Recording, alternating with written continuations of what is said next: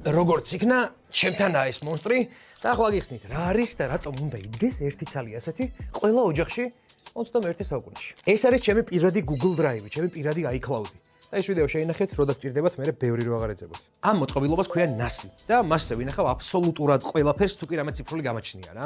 წარმოიდგინეთ გიგანტური და ჭკვიანი ფლეშკა, რომელსაც თან არ ატარებ, სახლში დგას თავის კონკრეტულ ადგილას და მსოფლიოს ნებისმიერი წერტილიდან, ტელეფონიდან, ლეპტოპით შედიხარ მასში. ნახულობ რა არის ზე ჩაწერილი. შეგიძლია გადმოწერო ან ატვირთო ფოტო, ვიდეო, დოკუმენტი ნებისმიერი რამ.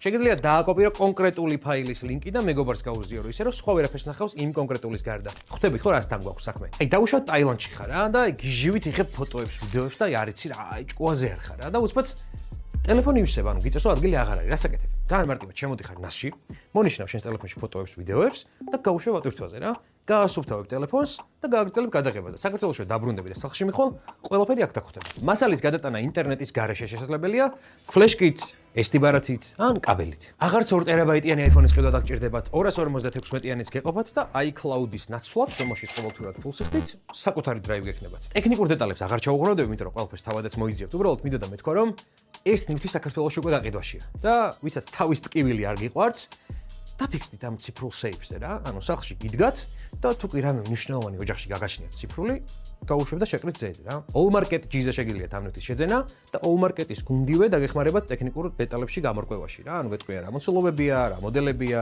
რა ფასებშია და ასე შემდეგ. თუ გაგისწორდებათ რომ კიდევ გაჩვენოთ საინტერესო ნივთები რომლებიც მე მაქვს და შეიძლება თქვენც მაგრად გამოგადგეთ, მაშინ ეს ვიდეო მოიწონეთ რომ ტყუილად არ ვიწვალო რა.